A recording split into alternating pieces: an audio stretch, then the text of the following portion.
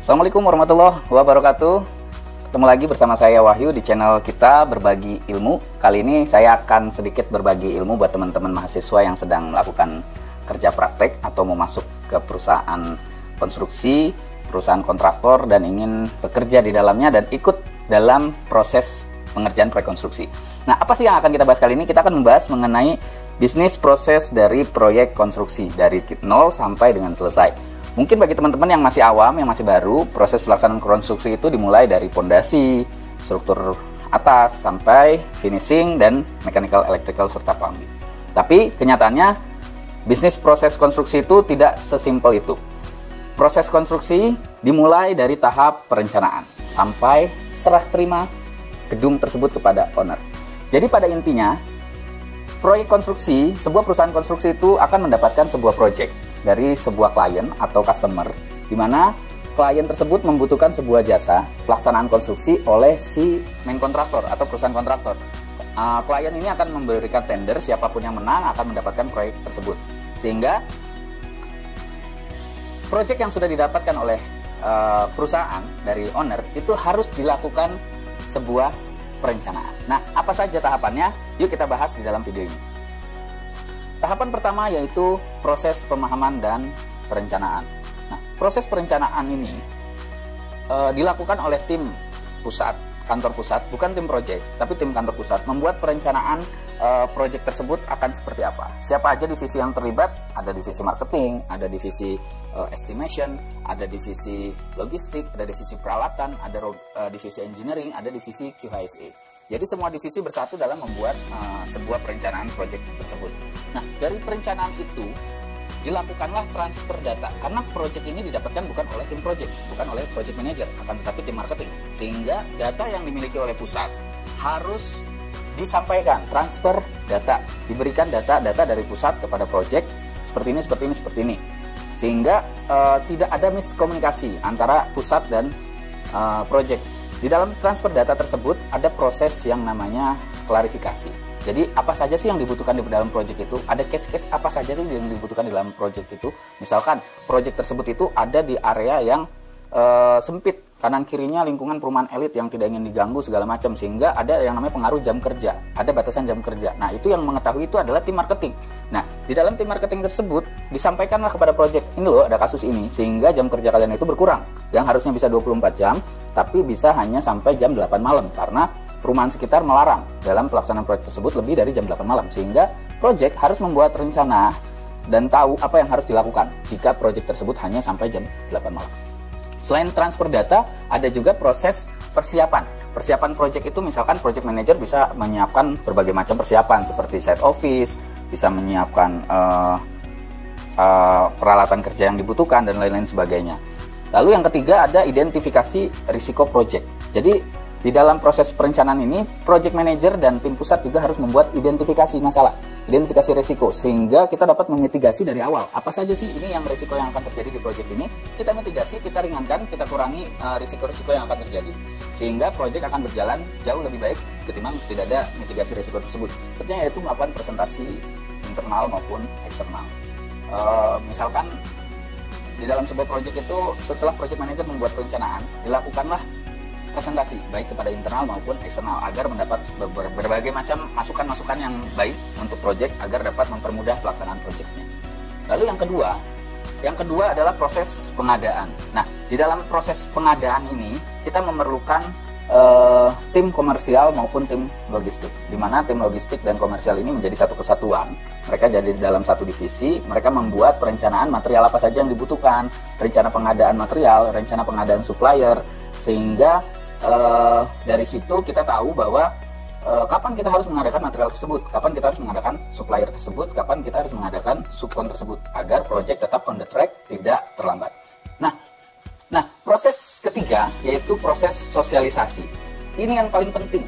Banyak orang menganggap remeh sosialisasi. Sosialisasi itu suatu proses dalam proyek konstruksi yang sangat penting, di mana proses sosialisasi ini adalah salah satu sarana komunikasi kita kepada tim internal maupun tim eksternal. Tim internal siapa? Project manager, site manager, lapangan, logistik, dan lain-lain sekitarnya. Eksternal siapa? Ada subkon, supplier, ada tim pusat, owner, konsultan pengawas, MK, dan lain-lain.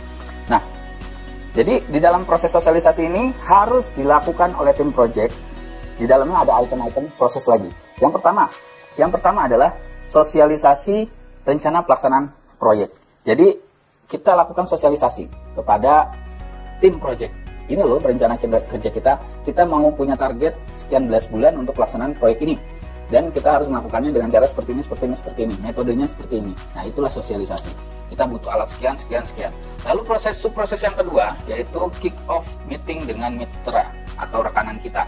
Setiap kita mendapatkan subkon ataupun supplier baru, kita lakukan klarifikasi atau kick off meeting untuk penjabaran, penyampaian sosialisasi, baik peraturan perusahaan, standar mutu, standar K3, standar pelaksanaan, waktu project, dan lain-lain sebagainya dilakukan di dalam kick-off meeting tersebut.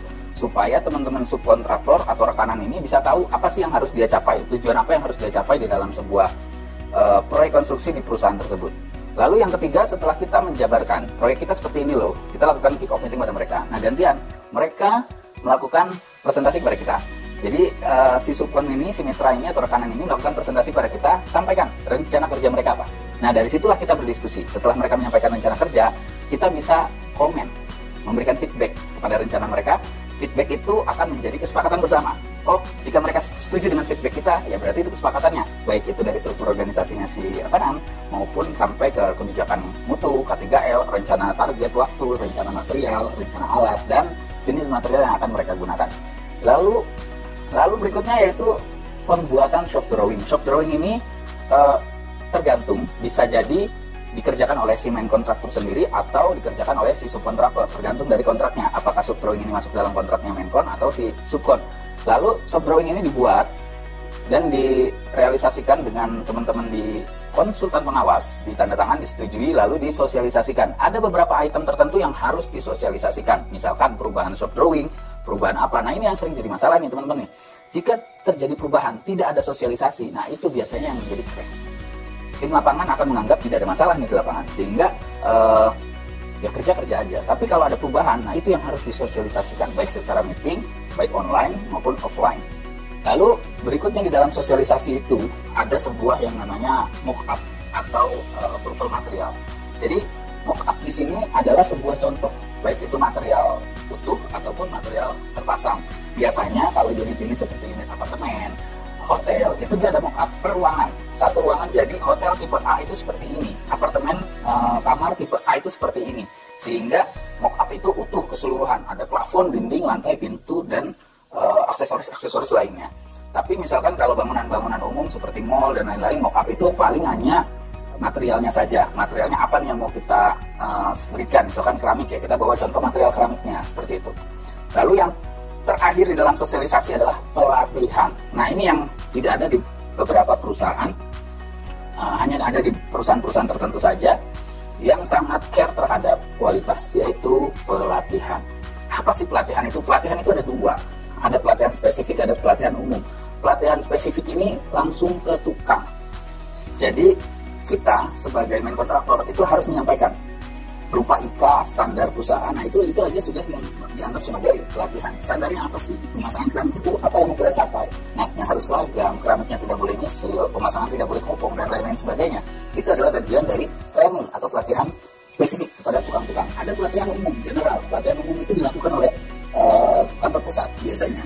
Kantor pusat melakukan training kepada karyawan-karyawannya, supervisor, kepada site manager. Oh, ini loh standar pemasangan keramik kita, ini loh standar pemasangan dinding kita, dan lain-lain sebagainya. Masuk ke tahap keempat, yaitu tahap pelaksanaan. Nah, ini dia tahap yang biasa orang awam itu tahu.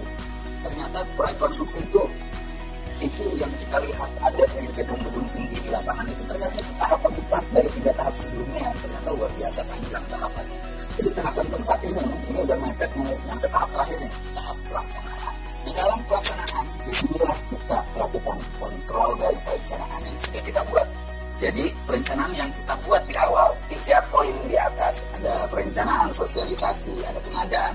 Lalu kita lakukan kontrol di dalam pelaksanaan tersebut. Apa saja yang harus kita kontrol? Ada productivity control, produktivitas. Jadi produktivitas ini harus kita tinjau juga, jangan sampai satu orang hanya bisa produksi 1 meter persegi keramik kan dalam waktu 1 hari. Itu kan tidak dalam kondisi batas produktivitas minimal.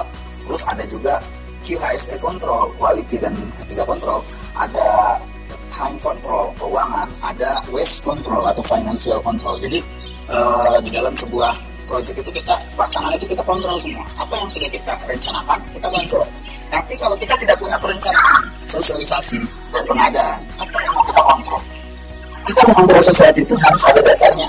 Dasarnya ada, kalau bisa kita kontrol sesuai dasar, tinggal checklist. Tapi kalau dasarnya nggak ada, apa yang mau kita kontrol? Kita akan bingung. Di lapangan sendiri kita akan bingung. Target yang mau kita capai apa? Rencana kerja kita seperti apa? Rencanaan alatnya seperti apa? Itu tidak jelas.